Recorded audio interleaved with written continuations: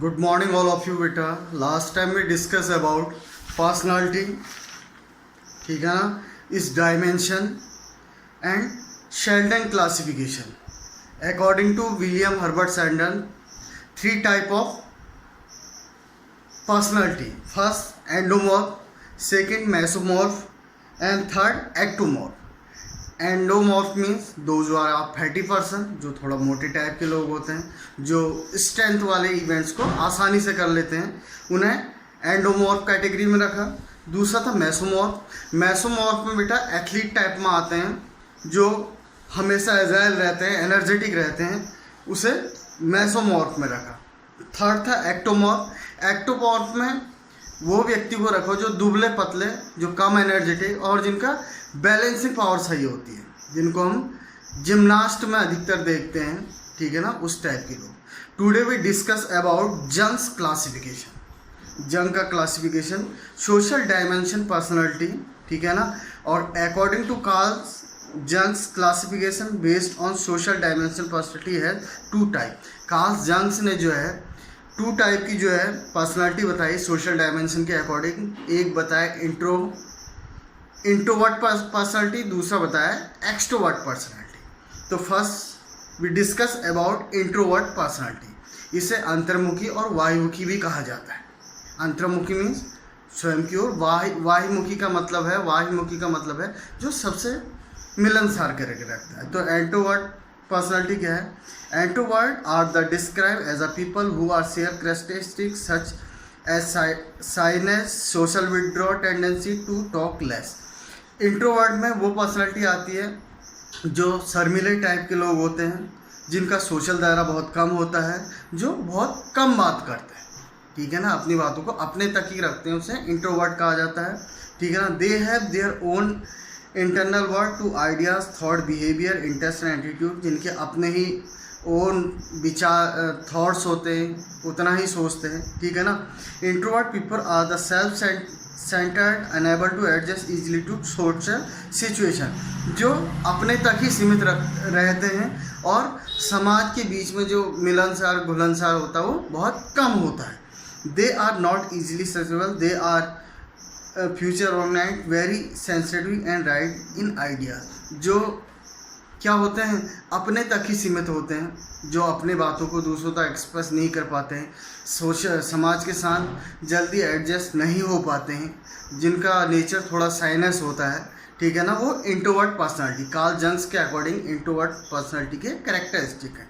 उसके बाद है एक्सट्रोवर्ट पर्सनालिटी। एक्सट्रोवर्ट में कौन से लोग आते हैं? These person have tendency to outgoing, friendly, talkative and social in nature. इसमें जो बाहर घूमना पसंद करते हैं, जिनका एक फ्रेंडली नेचर होता है और बहुत सारी बातें करते हैं दूसरे से, और सोशल दायरा भी जिनका ज़्यादा बड़ा होता है, वो किसके अंदर आते हैं? एक्सट्रोवर्ट के अंतर्गत आते हैं। Their behaviour and action are concern to interact with each other. ये एक दूसरे से इंटरेक्ट जो है बहुत अच्छे से करते हैं। They prefers contact and generous, supportive and courageous. Extrovert person interact with external world. वो क्या करते हैं? वो बाहरी लोगों से, बाहरी दुनिया से ज़्यादा घुलना मिलना चाहते हैं। They show interact in present reality than future, the express their feeling openly. जो अपने विचारों को खुले मन से करते हैं, जो खुले विचारों वाले होते हैं। They talk discussion quickly and act upon quickly.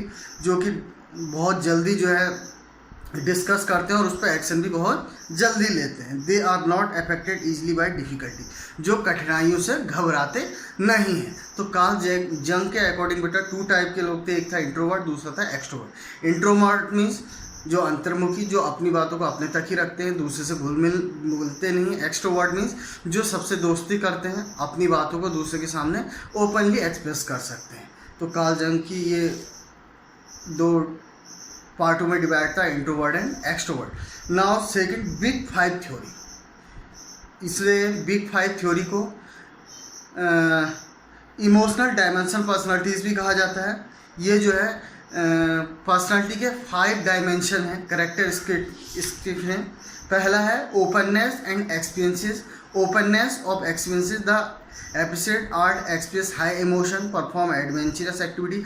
Openness of experience में वो लोग आते हैं जो एक क्रिएटिव माइंड के होते हैं, ठीक है ना, एक्टिव होते हैं और एडवेंचरस लोग होते हैं, जिनको साहसिक काम, नई कोई चीज़ की खोज करना ये अच्छा लगता है। Openness reflect the degree of intellectual correct and creativity, जो हर चीज़ में एक क्रिएटिविटी ढूंढते हो, ओपननेस ऑफ एक्सपीरियंसेस की कैटेगरी में आते हैं। दूसरा है consciousness, they have tendency to self discipline and difficult and aim to achievement.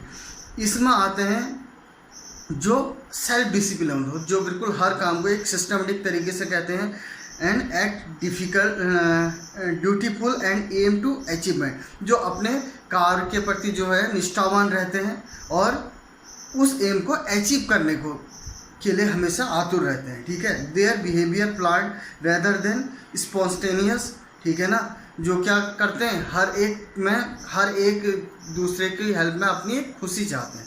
दूसरा है extroversion, they have high energy, इनमें जो है हाई एनर्जी रहती है। पॉजिटिव इमोशन पॉजिटिव रहते हैं, ये एक्सट्रोवर्ट का भी एक दूसरा रूप है, ठीक है बेटा। And sociality and tendency to seek stimulus to company and others and talkative person. इस टाइप के जो लोग होते हैं वो समाज में बहुत जल्दी घुल मिल जाते हैं, दूसरों की हेल्प करते हैं, और ये कहीं पे ग्रुप पर मिलते हैं तो सबसे पहले किसी भी बात को एक्सप्रेस करने की मनसा जाहिर करते हैं, मतलब शुरुआत खुद करना चाहते हैं। उसके बाद है एग्रीबिलनेस में क्या आते हैं, the process of quality of compassionate, cooperative toward other, helpful nature, trust to other. इसमें क्या है, इस एग्रीन्यूअल का मतलब ही एग्री से, एग्री मीन दूसरे की बातों को बहुत जल्दी मान जाते हैं, ठीक है ना, दूसरों पर ट्रस्ट बहुत जल्दी कर देते हैं। हेल्पिंग नेचर के होते हैं, दूसरों को हेल्प करने में इनको अच्छा महसूस होता है। उसके बाद है न्यूरोटिज्म में आते हैं, the person have tendency experience unpleasant emotion easily, जो बहुत जल्दी जो है क्या हो जाते हैं, सैड हो जाते हैं, बहुत जल्दी सोच लेते हैं, बहुत जल्दी गुस्सा हो जाते हैं, डिप्रेशन में बहुत जल्दी आ जाते हैं, ठीक है ना। Neuroticism also refers the degree of emotion stability and impulse control. इस तरह के लोग एक मूडी टाइप के इंसान होते हैं, जब उनके मन में आता तब बात करते हैं, तब जब नहीं आता तब नहीं करते हैं। तो ये 5 टाइप की बिग थ्योरी थी। पहला था ओपननेस एंड और टू एक्सपीरियंस, जो एक क्रिएटिव लोग होते हैं, ठीक है ना, वेरी क्रिएटिव लोग होते हैं, ओपन टेंडेंसी के होते हैं, ठीक है ना। Focus on tackling new challenge को टैकलिंग करने का साहस रखते हैं। उसके बाद तक कॉन्शियसनेस में आते हैं, जो क्या करते हैं, finish important task in right way, जो अपने टास्क को बहुत जल्दी समाप्त करते हैं, अच्छे से समाप्त करते हैं। उसके बाद था एक्सट्रोवर्जन में क्या होता है, like the start conversion, enjoy meeting new people, जो अपनी बातों को पहले एक्सप्रेस करते हैं और नए लोगों से मिलने को वह उनको अच्छा लगता है। Feel energetic when around other people, वो अपने आप को एक एनर्जेटिक महसूस करते हैं जब वो लोगों के बीच में होता है। उसके बाद है एग्रीबिलनेस में आता है केयर अबाउट अदर्स, जो दूसरों की केयर करते हैं। इंजॉय हेल्पिंग एंड कंट्रीब्यूटिंग, जो कंट्रीब्यूटिंग और दूसरों की हेल्प में जिनको अच्छा लगता है। उसके बाद था न्यूरोटिज्म में लोग आते हैं जो सैडनेस, जो हमेशा थोड़ा सा दुखी रहते हैं। मूडीज, जो अपने मूड के अकॉर्डिंग वर्क करते हैं। Worries about many different thing, जो अलग अलग चीज़ों के बारे में क्या रहते हैं, परेशान रहते हैं। गेट अपसेट ईजीली, जो बहुत जल्दी अपसेट हो जाते हैं। तो ये थे बिग 5 थ्योरीज। ओके बेटा, watch it carefully. If you have any type of problem, you send me message. Thank you. Have a nice day.